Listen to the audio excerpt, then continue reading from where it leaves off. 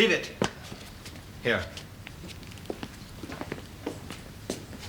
Thank you, sir. Good night, sir. Good night.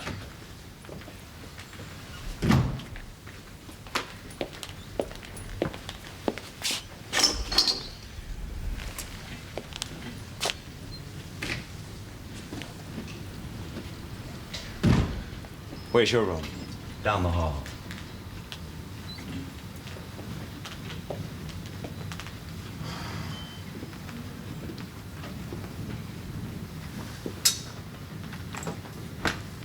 I'm going out for a while. Now? But we just got here. I'm going back. Where? Nobody gets rid of me that easy. I'm going to have another talk with that girl, and she's going to change her mind, you see. You're crazy. I think he followed us. Who? Did you see anyone? No. No. He's dead long ago. Is he? Yes, but that girl, now she's alive, and you know me, I'm going to get her. The trouble we're in now is because of you and the girl. Look, stay here. Forget about her. Not a chance. I'm not asking you, I'm telling you. Now, you stay away from her or you'll be sorry. Stangerson, are you threatening me? Maybe. That's a laugh. Look, you can risk your own neck if you want to, but not mine. I've got a right to protect myself, and I'm going to. I mean it. You go back to that boarding house and I'll... And you'll do what? You haven't got the guts. I'll be back soon. With the girl.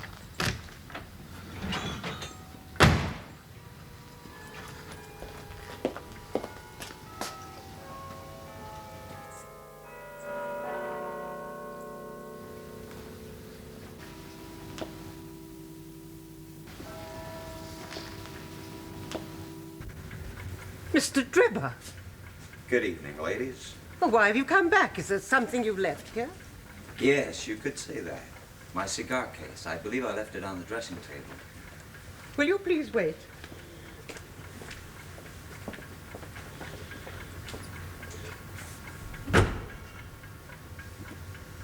Well, now, Miss Charpentier, are you pleased to see me again? I thought you and Mr. Stangerson had gone to Liverpool. Yeah, we missed our train. I left Stangerson in a hotel near Euston Station. It's comfortable enough as hotels go, but somehow it misses the coziness of this place. I'm going to give you a chance to change your mind. Please don't. Anna, you can pretend to be as high-minded as you like. That don't fool me any. I'm offering to take you with me, maybe all the way back to Utah. That's if you act real nice and obliging. Mother? Oh, now, what's she got to do with you and me? You're over 21. You don't need anybody else to say so. I like you. I've taken a real fancy to you. We're going to get along just fine. How dare you talk to me in this way? Get out. Get out. Just as soon as I get what I came for. Let me go. My brother is here. If I call him... Oh, you won't do that, sweetheart.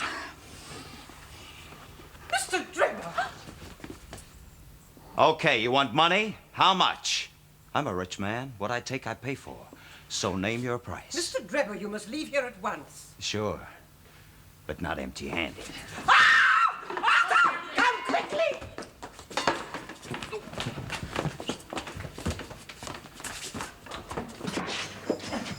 I'll kill you for what you've done. I'll kill you if you're here. No, Arthur! Oh! No, Arthur, come back. Let him go. Cab, sir? Halliday's Hotel, Little George Street, and hurry!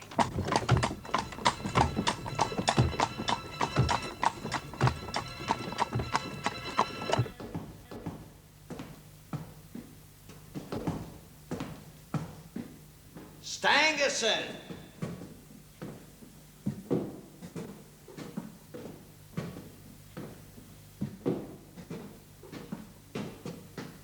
Hey, wait a minute. This is the wrong place. This isn't my hotel. Nobody lives here. It's empty. Look at it, you stupid.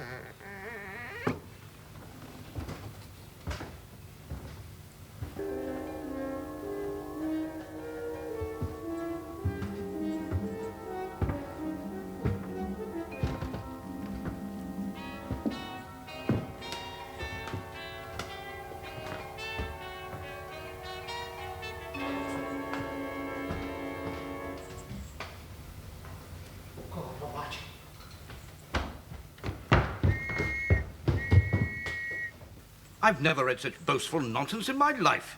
Watson, I find it difficult to eat my breakfast, read my Times, and listen to emotional outbursts all at the same time. I do beg your pardon, Holmes, but really this goes too far.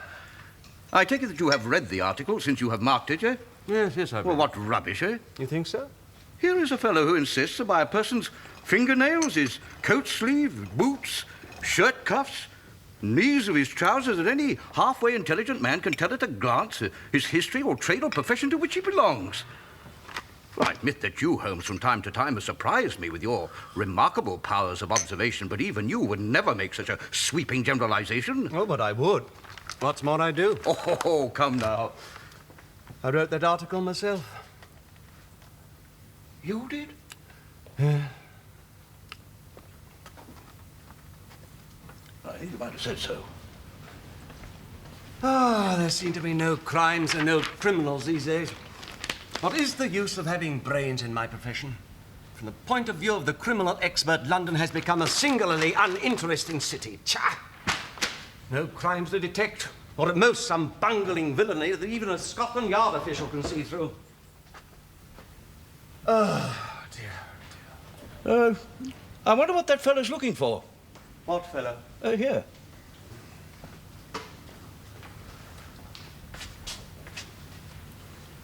Oh, you mean the retired sergeant of Marines? How on earth do you know that? Oh, retired sergeant of Marines. Does something amuse you, Watson?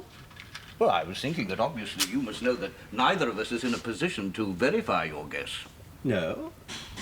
It seems that we have a visitor. Perhaps you'll be a good fellow and show him in. Husband, would you be kind enough to show the gentleman up, please? Certainly, Doctor. Come this way, will you? Mr. Holmes, sir?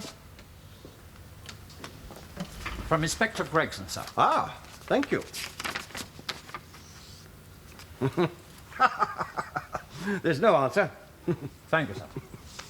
Just one moment, my man. May I ask what your trade may be? Commissioner, sir.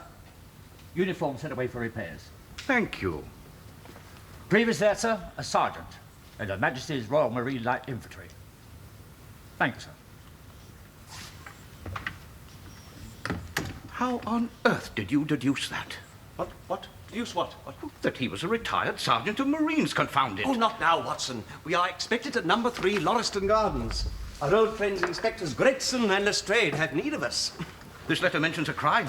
An unusual crime if both officers have been called in. Get your hat, Watson.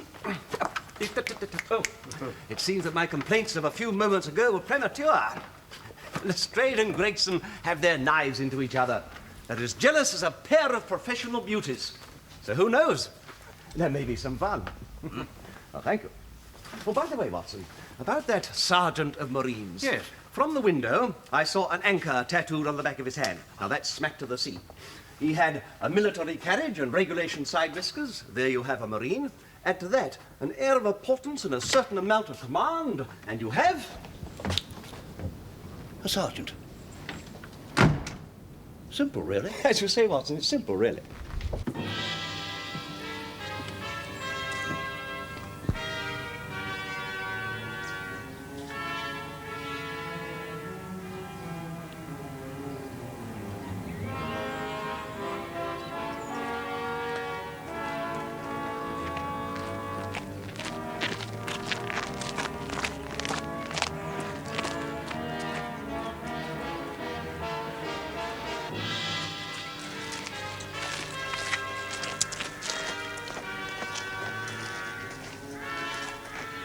Good day, gentlemen. Good of you to come, Mr. Holmes. I've left everything untouched. Except that garden. The herd of buffalo passed along. There couldn't be a greater mess. No doubt, Gregson, you'd drawn your own conclusions before you permitted this. I've had so much to do inside the house. I relied on my colleague, Mr. Lestrade, to look after this. You didn't come here in a cab? No, sir. Nor Lestrade? No, sir.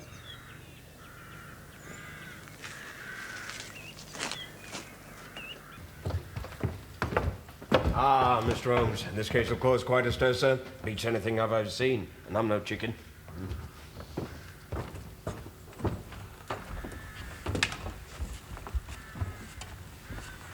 All that we know so far is that whoever did it is wounded. The blood, sir, all over the place. Is there no wound on the body? No, sir. And as you surmise, the blood would appear to belong to the murderer. And Jensen died under similar circumstances in Utrecht in '34. Remember the case, Gregson? No, sir. I seem to recall it. Now, read it up. You really should. There's nothing new under the sun. It's all been done before. Watson.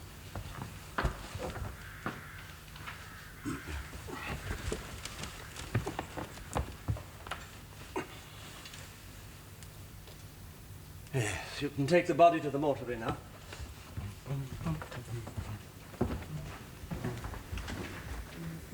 What do you make of that, Mr. Holmes? Written in blood, eh? The question is, what do you make of it? Well, I should say it was done by a murderer. Rach? Yeah, exactly. He was about to write the female name, Rachel, but he was disturbed before he could finish it. You mark my words, Mr. Holmes. When this case is cleared up, you'll find there's a woman named Rachel up to her neck in it somehow. Oh, yes. You can smile, sir. But you'll find the old hound is best when all's said and done. What's that you've got? Cigar ash, Mr. Lestrade. Hello, what's that? Here we are. A woman's wedding ring. You see? I was right. There's been a woman here. You'll find her name was Rachel. Cherchez la femme. He does seem to have a point, Holmes. This complicates matters. Are you sure it doesn't simplify them? What did you find in his pocket? Russian leather card case with cards of Enoch J. Drebber of Cleveland, USA, corresponding with the EJD upon the linen. Yes. Hip flask, money, £7.13, 2 letters. One addressed to E.J. Drebber and one to Joseph Stangerson. At what address? American Exchange, Lestrade. They contain steamship tickets. It appears that the deceased and his companion were about to depart for New York. You have made inquiries about Joseph Stangerson? Yes, sir. Nothing so far. And of course, excuse me, you have sent word to Cleveland? I telegraphed this morning for information on both Drebber and Stangerson. Is that all? All, sir. Well, surely there is a single circumstance on which the whole case could hinge. Will you not telegraph again? I've asked for all the information that I require. But not about the woman, Rachel.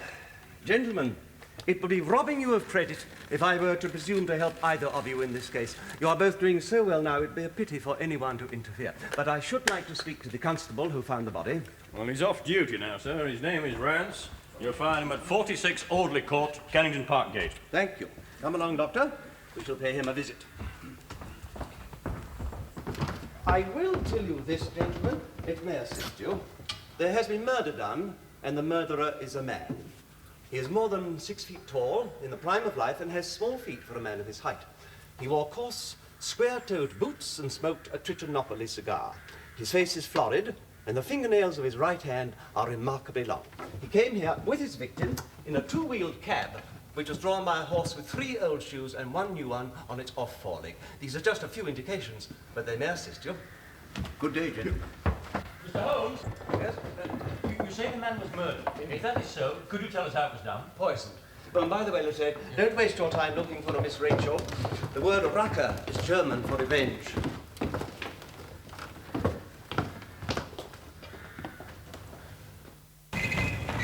There's nothing like first-hand evidence, Watson. I know a good deal about this case already, but we may as well learn all there is to be learned. You amaze me. No doubt. Well, those particulars that you gave to Mr. Lestrade and to Mr. Gregson, you can't really be so sure. Why not? Well, how do you know about the carriage in which the murderer and his victim arrived, for example? Child's play. The marks made by the carriage wheels and by the horse's hooves in the driveway told me all I needed to know. And the murderer's height? Well, You when said over 6 feet. Yes, I did.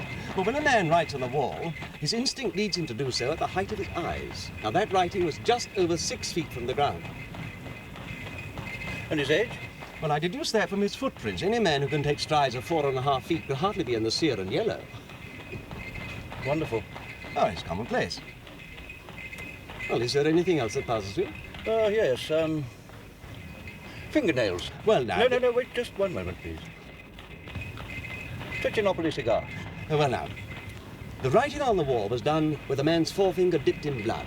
The plaster was slightly scratched in doing so, which would not have happened if the man's nails had been trimmed. Now, as for the cigar, I can distinguish at a glance the ash of any known tobacco because I've made a special study of it. In fact, I put it in a monograph on the subject. Yes. You said the murderer had a florid complexion. Ah, now that was a more daring shot. You must not ask me about that at the present time. We appear to be arriving in Kennington Park Gate. We must make short work of Police Constable Rance. What did you do after you summoned Police Constable Murcher? Well, I went back into the house and I waited for Mr. Gregson to arrive. And was the street empty when Murcher arrived on the scene? Empty? Yes, as good as. Now, what does that mean?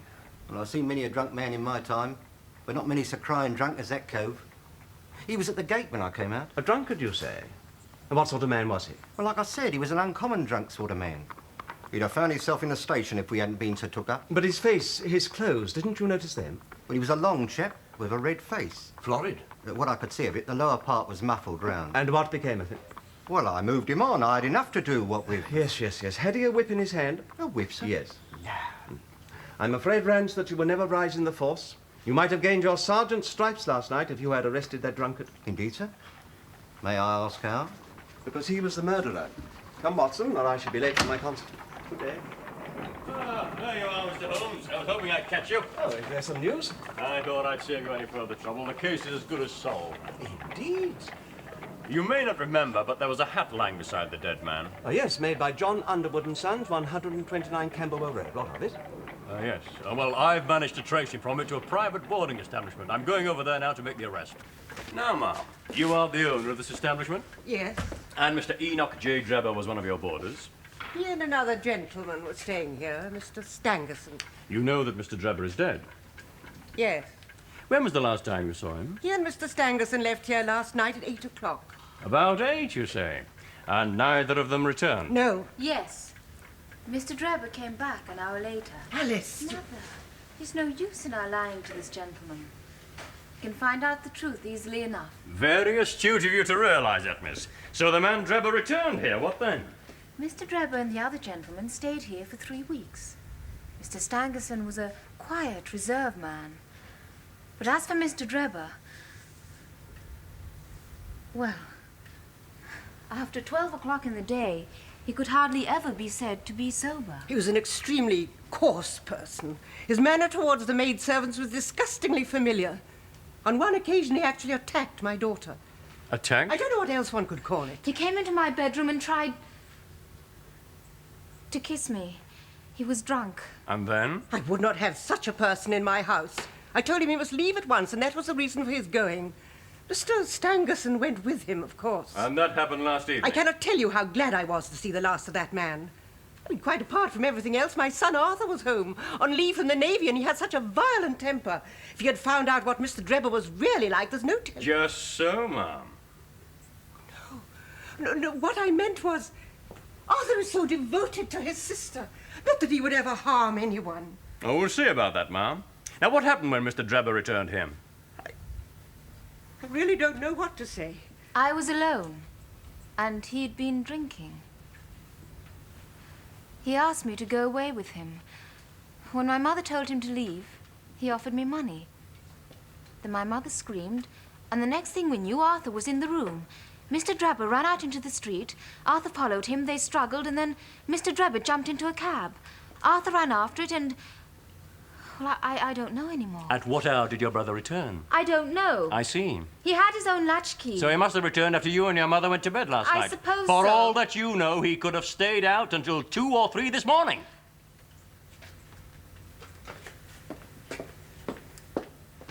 Right, Constable. I must ask you for an account of your movements after you left here last night. I've already told this constable. Then tell me, please. You were seen trying to catch up with Mr. Drebber. Well, I didn't. He was in the cab. It was going too fast. I gave up. Go on. Well, I felt too angry to come straight home. I went for a walk. Alone? Yes. Until what hour? I don't know. It must have been after 12 o'clock when I arrived home. A long walk, wouldn't you say? Possibly. I was very angry. Oh, I believe you. Shall I tell you what I believe happened? You caught up with Mr. Drebber. No. You fought with him again, this time somewhere in the vicinity of Lauriston Gardens. With a stick or with your fist, you struck him a blow in the pit of the stomach, perhaps, that would kill him without leaving a mark. Then you dragged the body into the empty house where it was found. The blood, the wedding ring, the writing on the wall, all these were intended to throw the police off the scent. Oh, Arthur, tell him the truth. You didn't kill that man. Say you didn't. Oh, Mother, of course he didn't. How can you think such a thing? I don't know what this is all about. I swear I never saw Drebber again. You must come along with me. Take him in charge, Constable. But he's innocent. All in good time, Miss Constable.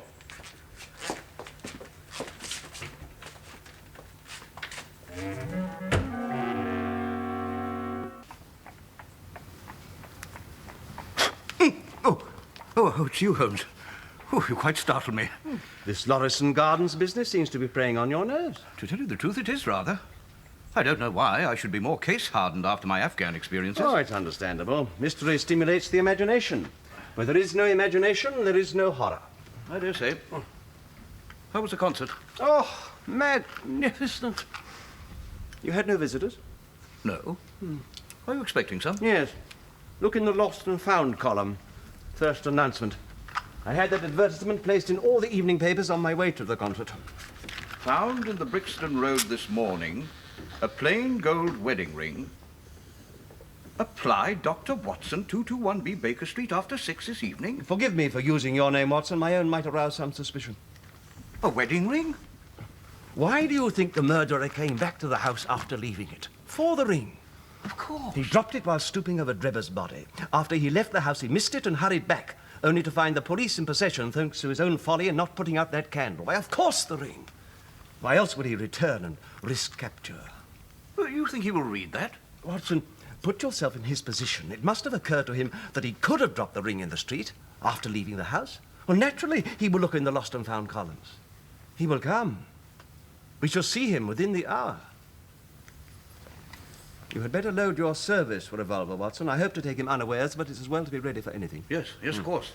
One can't be too careful. No.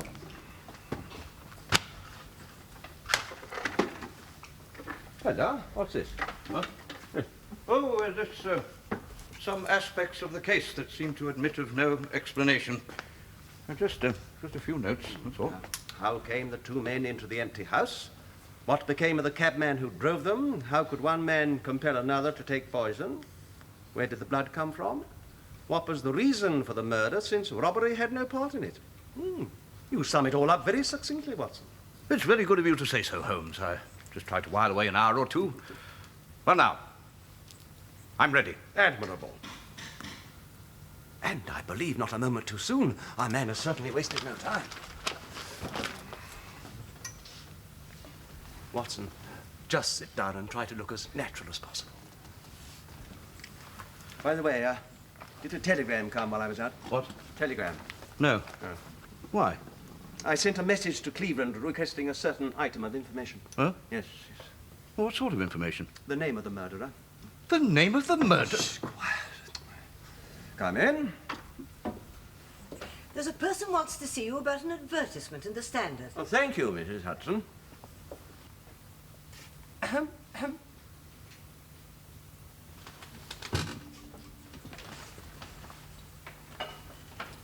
Yes, madam, and what can we do for you? Begging your pardon, good gentlemen, it's this as I've come about. It's a gold wedding ring in the Brixton Road. The ring is yours? Oh, no, sir. It belongs to my girl, Sally. Is it? Ah, the Lord be thanked. Our Sally will be a glad woman this night. This is it. This is the ring. Take it then, and I suggest you tell your daughter to be more careful in future. I'll tell her, sir, and thank you. Thank you both 100 times. Not at all. Entirely my pleasure. Good night. Good night. Oh, our Sally will be a happy girl this night. Oh, Holmes, really, what a splendid murderer. And the ring you gave her. I bought it this afternoon. Quiet! Give her time to get downstairs. Let me have your revolver. If I'm not mistaken, she'll lead me straight to our man. No, Watson. Wait here.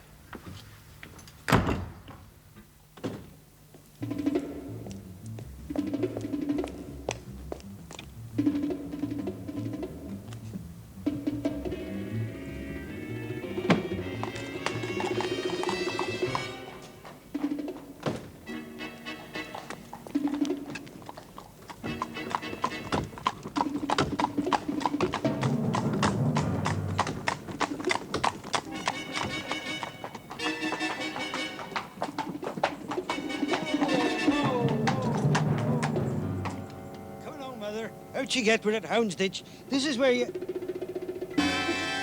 She's gone. But she can't be. She...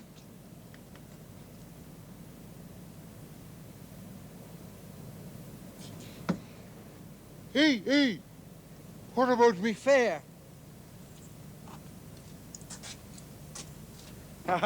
Thank you, sir. You're a toff.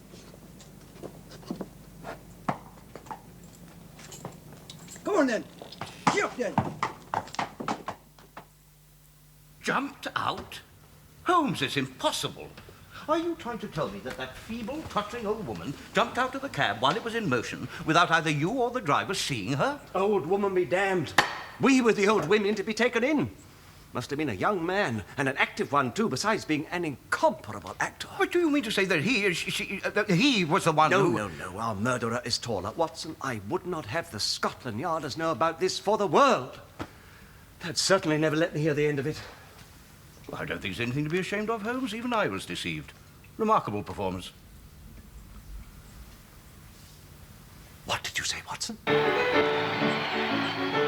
You see me riding in the streets, well, how do you like me, eh, boys? The way I use my hands and feet's a little bit tricky, eh, boys? But oft I feel my anger rise through hearing vulgar people's cries.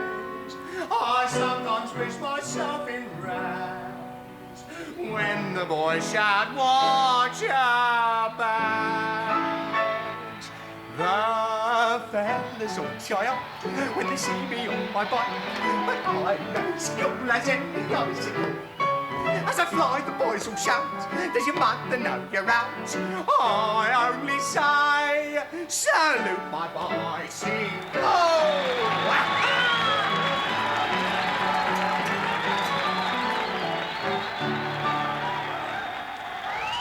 Have a word with you, Mr.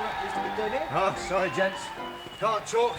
I've got to do my change for the finale. I shall not detain you long. No, you're not going to detain me at all, Governor. Look, why don't you come round after the performance, eh? What I have to say concerns a wedding ring. Hello. You two still here? The ring you gave me earlier this evening. Well, I don't know anything about a ring. Here, who let you back here anyway? You came to number 221B Baker Street. What are you talking about? I've never seen you before in my life. You disappoint me, sir. I should have thought an artist of such superb accomplishments would risk anything, even the gallows, rather than deny his own talents. It appears I was wrong. Come, Watson. Gallows? This is a matter of murder, Mr. Daly, and I fear you are implicated. Murder? My colleague and I thought you might prefer to talk to us rather than to the police. However... Oh, wait, don't go. Look, I don't know anything about a murder. It was a wager, see? He bet me £5. Who did? Him, the big bloke. Look, it's like this. I was in the alehouse next door, we see, when he comes in and he buys me a drink. Started to tell me what a great performer I am. So we gets to chatting. He says, dressing up on the stage as a woman is one thing, but I wouldn't be able to take anybody in face to face away from the theatre. So it's a wager, right? £5. He sees this advertisement, you see, in the newspaper. And he says I'm to dress up as this old girl from Houndsditch, and if I get the ring, he'll pay me. And you succeeded brilliantly. I compliment you. And no doubt you gave him the ring. Oh, yeah, he was waiting for me in the alehouse. Hey, I don't think he's there now. No, I'm sure he isn't. Thank you, Mr. Daly. Yeah, look, wait a minute, gents, before you go.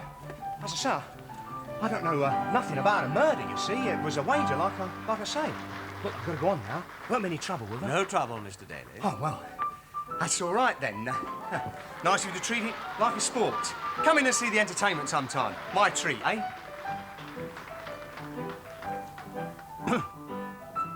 You never asked him what the man looked like. I know what he looks like.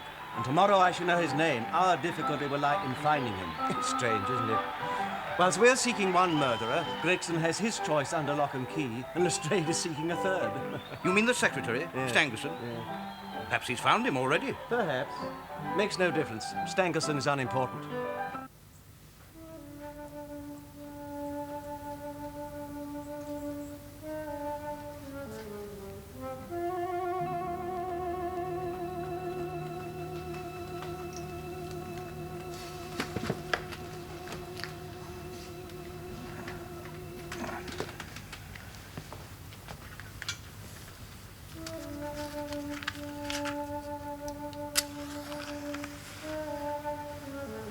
Trevor, where you been?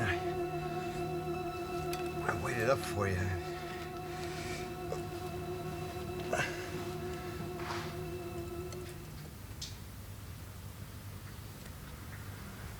No. No. No. You must be the gentleman he said he was expecting. Been waiting for you since yesterday. Huh? Is this a room? Yes, sir. Mr. Stangerson, I'm a police officer. Open the door if you please. Open it up.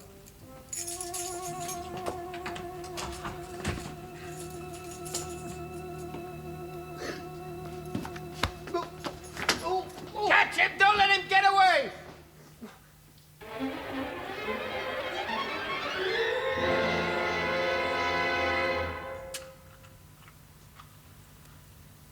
Stangerson dead. But he doesn't give the details of how. All it says here is that a body was discovered in a hotel near Euston, and the police have declined to make a statement. Do you think it could have been suicide? Hardly.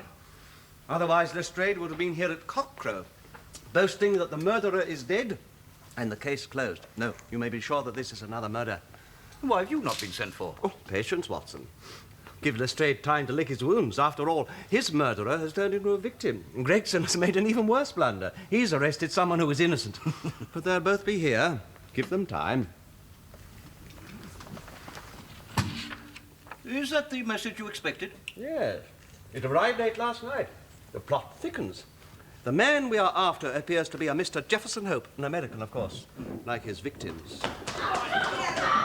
What on earth? I should say it's the Baker Street division of the Detective Police Force. Yes, sir, it is. Heavens alive, you place. I do not please. 10, John! Keepsake off my candle. Wiggins, in future, unless I tell you otherwise, you will come up here alone to report. The rest of you must wait in the street. Now, Wiggins, have you found it? No, sir, we ain't. I hardly expected you would, not so easily, but you must keep on until you do. Now, here are your wages. Oh, thanks, Gav. Thanks. No. So, Gav. Now, be off, and come back with a better report next time. Righto, Gav, let's go.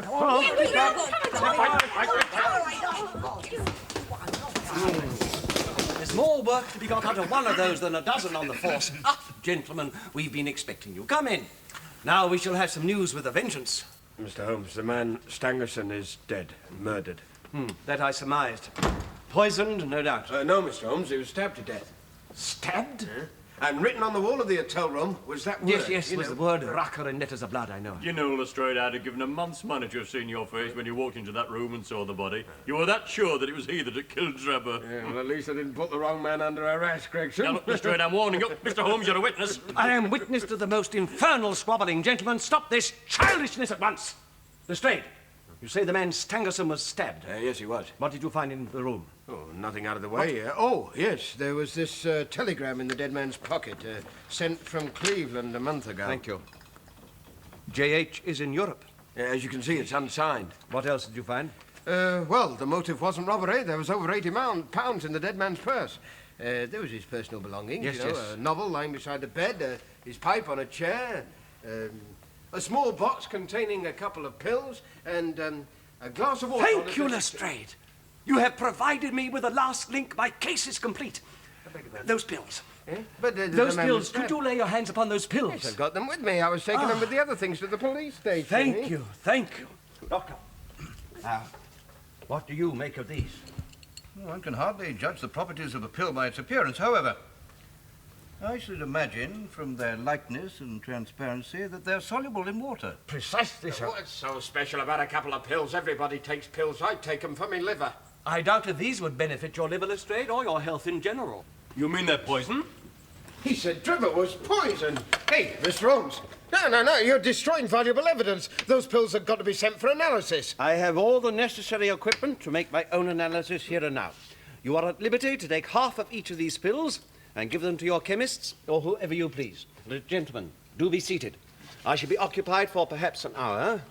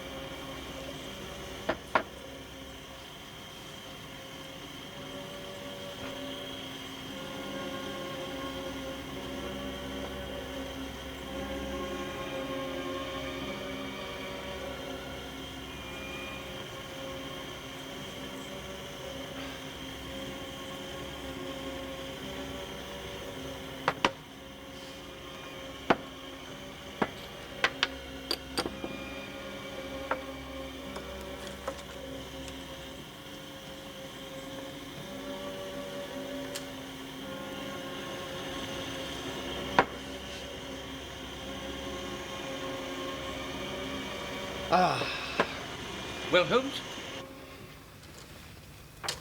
I confess that for a moment I thought I had blundered. One of those pills is perfectly harmless. The other, however, contains a most deadly poison. But why should one be harmless and the other one not? What the devil does it matter? Look, Mr. Holmes, I'm sure we're all very impressed with your cleverness, but you said your case was complete. Now, if you have any suspicions, I demand to be told them. Quite right. We've already had 2 murders. If we give this assassin time to commit a third... You can set your minds at rest on that score. There will be no more murders. Come in.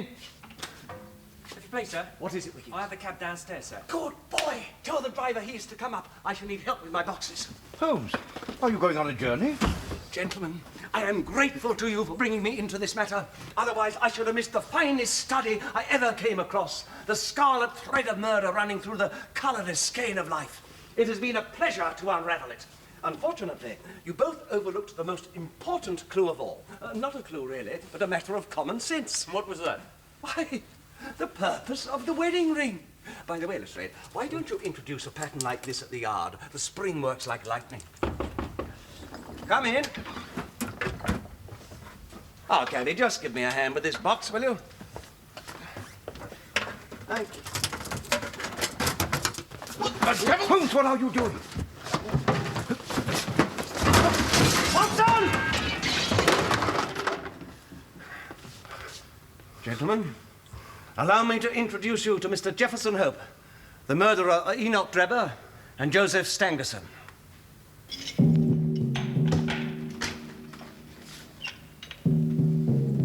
Mr. Holmes, I am glad to see you. I trust you will pardon my lack of self-control a few hours ago. A perfectly natural reaction, Mr. Hope. You know, if there was a vacancy for chief of police, I think you'd be just the man for the job. The way you kept on my trail was really something. It wasn't very difficult. All the circumstances pointed to the culprit being a cab driver or someone disguised as one. I simply told some street Arabs to go around the cab stands asking for a driver named Jefferson Hope, saying there was a fare waiting for him. They were not to give my address, of course, merely to lead him there. I wasn't pretending to be a cabbie, Mr. Holmes. I took the job because I needed the work. And who better than a cab driver for dogging a man's footsteps wherever he went in London? London? I followed Drebber and Stangerson for more than a year. And over 2 continents. But why? No, Watson. We mustn't lead Mr. Hope into making admissions that could prejudice his trial. I'm not going to stand trial. But you surely don't mean... No. I'm not thinking of suicide. I have a heart condition. They call it an aortic aneurysm. I saw a doctor last week. He told me I've been living on borrowed time for months. I think it was only the hope of catching up with Drebber and Stangerson that kept me going. Well, now it's finished. Even so, you'd better not say anything more. No, I want to.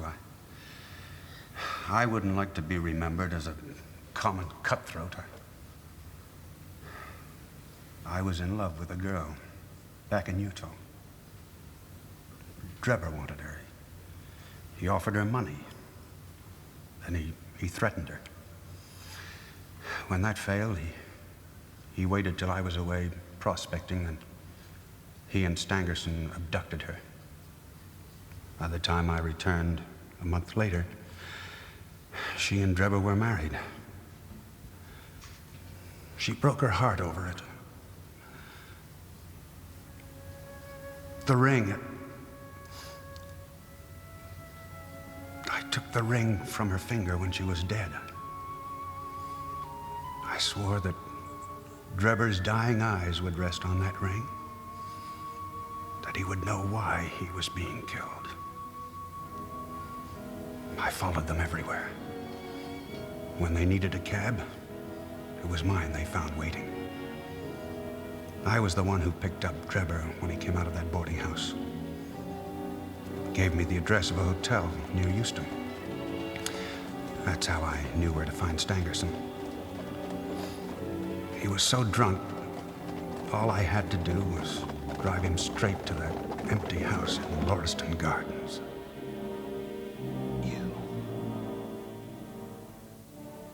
You dog. I followed you from Salt Lake City to Petersburg. You have always escaped me. What do you want?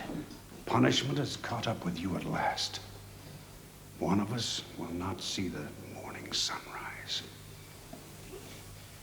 You wouldn't murder me. There is no murder. Let the High God choose between us. Choose and eat. There is death in one, life in the other. I shall take what you leave. Let us see if there is justice on earth, or if we are ruled by chance. Choose.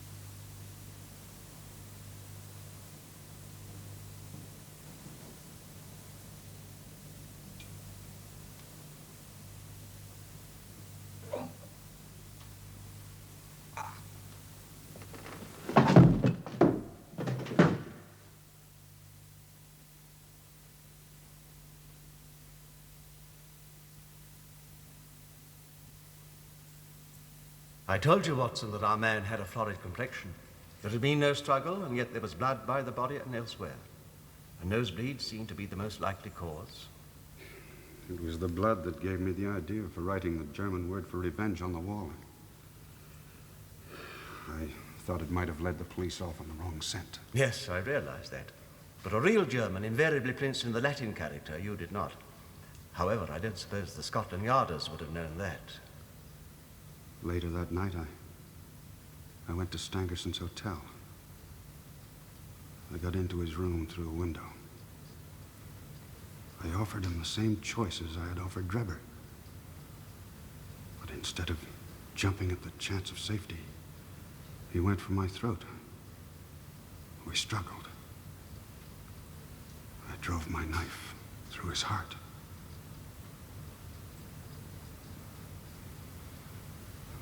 I have no regrets, Mr. Holmes.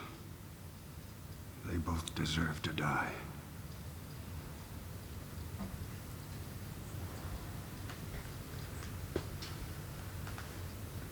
Do you believe I am a murderer?